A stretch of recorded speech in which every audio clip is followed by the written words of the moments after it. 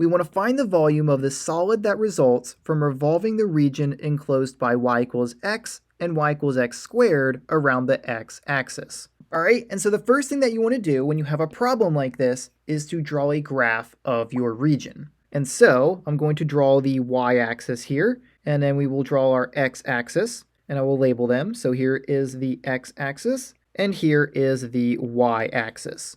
Okay, and so let's graph both of these equations. We know that y equals x is just a diagonal line, or a line crossing through the origin with a slope of 1. And so that will look like this. That is going to be y equals x.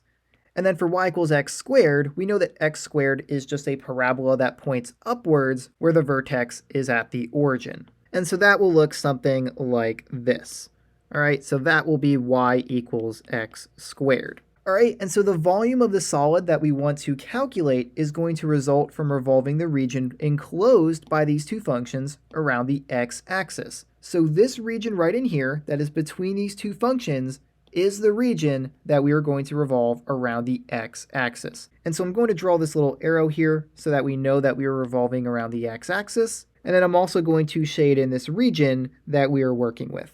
Okay, but before we can use the washer method to calculate the volume of that solid of revolution, we need to figure out between what values of x this region lies between. Now you might be familiar with the x and x squared functions, and you might just be able to tell that, well, they intersect at x equals 1, but if you didn't know that, you could set these two equations equal to each other, and then solve for x, which will give you the x values of the intersection points. So if we do that here, we'll have x is equal to x squared, and if we subtract x from both sides of the equation, we'll have 0 is equal to x squared minus x, and then we can pull out a common factor of x, and we'll have that 0 is equal to x times x minus 1, and then we can set each of these factors equal to 0, and so we'll have x equals 0 and x minus 1 is equal to 0, which gives us that x is equal to 1. And so from that, we now know that these two functions intersect at x equals 0 and x equals 1.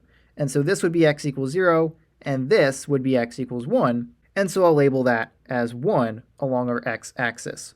Okay, and so now we are ready to use the washer method, and the washer method with respect to x looks like this. We have that the volume is equal to pi times a definite integral from a to b of the outer radius, capital R of x, squared minus the inner radius, small r of x, squared times dx. Okay, and so now we need to determine which of our functions is the outer radius and which of them is the inner radius. And so in order to determine which is which, you first need to identify what you are revolving around, right? We are revolving around the x-axis. And so whichever of these lines is closer to that axis, that is going to be your inner radius. And whichever is farther away is going to be your outer radius. And so if we look at this enclosed region, this line, y equals x, is on the outside of that region, and so that's further away from the axis than this parabola, which makes up the inside of that region. Okay, and so since this parabola, or this part of the region, is closer to the x-axis, which is our axis of revolution in this case, that is going to be our inner radius. And that will make this line, y equals x, our outer radius, because it will form the outside of our solid of revolution. Okay, so y equals x is capital R of x, and y equals x squared is going to be small r of x. And so now we will have that the volume is equal to pi times a definite integral from a to b, which are two values of x that our region lies between, in this case from x equals 0 to x equals 1, so we will have from 0 to 1, of our outer radius squared, and remember our outer radius is y equals x, so we will have x and then we'll square it, minus the inner radius squared, and our inner radius is x squared, and so we will have x squared squared times dx. Okay, and so now all we have to do to find the volume of our solid of revolution is to solve this definite integral. And so if we simplify this a little bit, we will have that this is equal to pi times the definite integral from 0 to 1 of x squared minus x to the fourth power times dx. Right, x squared squared will be x to the fourth power. Okay, and so if we clean up our work here, We can now integrate both of our terms using the power rule of integration. All we have to do is add 1 to the exponent and then divide by that new exponent. So we will have that the volume is equal to pi times x cubed divided by 3 minus x to the 5th power divided by 5, and that will be evaluated from 0 to 1.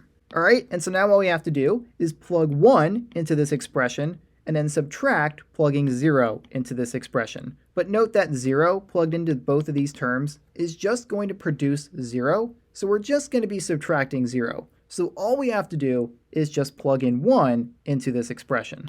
And so we will have that this is equal to pi times 1 cubed divided by 3 minus 1 to the 5th power divided by 5. And if you wanted to, just so you don't forget what you're doing, you can write minus 0 to represent plugging 0 into that expression.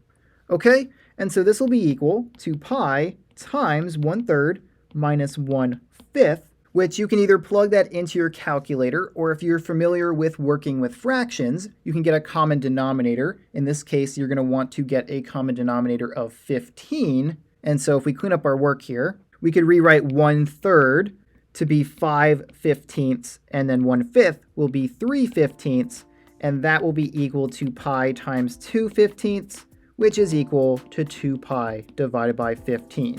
And that will be the volume of the solid of revolution formed by revolving this region between x and x squared around the x-axis.